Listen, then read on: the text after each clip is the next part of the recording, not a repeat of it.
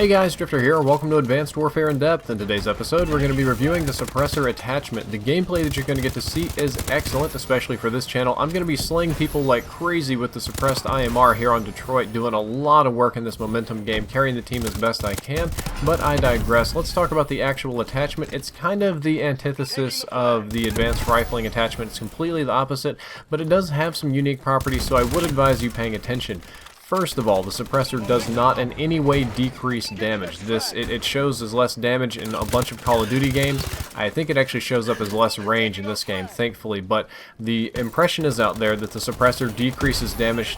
This is completely and totally untrue. It's one of the reasons that I started doing the in-depth series, is to kind of dispel this myth. The suppressor decreases the range of your weapons, and your weapons have a maximum and minimum range, which covered this in a lot of episodes, so it does less damage over range, but it's not going to cause you to have more or less bullets to kill. We all know that suppressors keep you off the radar when firing. That's a godsend. On any normal weapon, when you shoot, you show up as a red dot on the radar. Suppressors will mask this, so you can fire all you want and you won't show up on the radar unless, of course, the enemy has a parabolic microphone. The parabolic microphone will make you appear on the radar, and it'll give you a special unique dot. So it's basically like the tryhard is over here, go kill them. Keep that in mind. The parabolic microphone is still not that common in a lot of game modes, at least not in objective game modes. It's a little bit more so in TDM now, but it is an excellent stealth choice. One unique thing that the suppressor does is that it gets rid of muzzle flash and muzzle smoke. When you shoot your gun, every time you shoot without a suppressor, especially when you're using regular iron sights and not a red dot or anything like that, the end of the muzzle will flash a bright light, and smoke will come out. It can be very distracting. Some guns it's not a problem, some guns it's absolute hell to see what you're shooting at. The suppressor will completely get rid of the muzzle flash and all the smoke and all that sort of stuff, and make it far easier for you to track your targets. It'll decrease range by 25%, or if you want to look at it mathematically, that's 0.75x range. It's a simple scalar multiplier that's going to decrease your range by 25%. This is for both the maximum and minimum damage ranges, same as the advanced rifling. You'll hit your minimum damage faster, and your maximum damage will end faster. So you're going to scale both of those backward. It's pretty simple. It'll do the same thing to shotgun pellets that advanced rifling does, but the other way around. Your shotgun pellets will travel less total distance, and they will decrease in damage over that distance faster. So like if you put a suppressor on your shotgun, it won't even hit people maybe within melee range. It cuts a 25% back, and some shotguns in this game disappear pretty quickly, so I'd highly recommend not putting this on shotguns.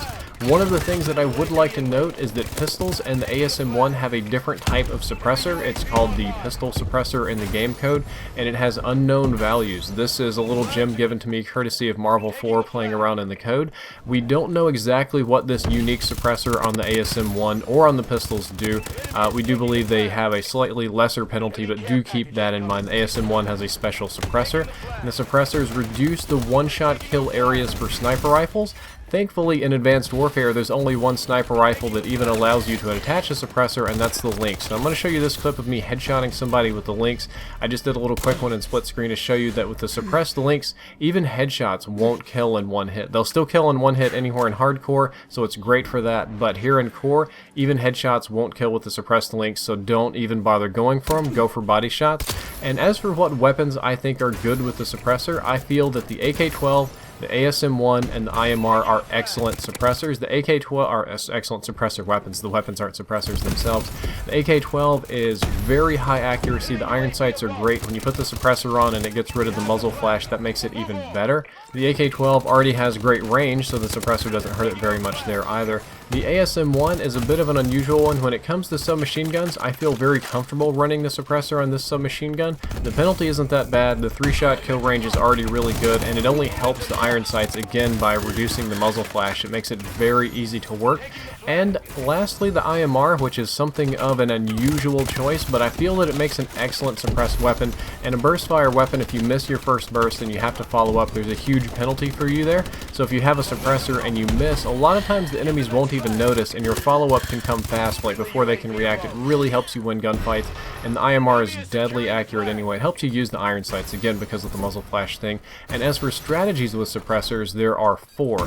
I believe that suppressors are great for slaying people in momentum. Momentum's kind of a fun mode to play. I do it a lot here on the channel because it's easy to get clips. It's kind of crazy, but slaying people actually gives your team momentum, which helps them capture objectives faster, and a lot of people aren't focused on the objectives. If you're not showing up on the minimap, they're not going to bother with you. Hardcore anything, damage, you only have 30 health in hardcore, so almost all of the guns are going to kill you in 1 or 2 hits, and changing the range really doesn't change anything. So throwing a suppressor on your guns is excellent in hardcore.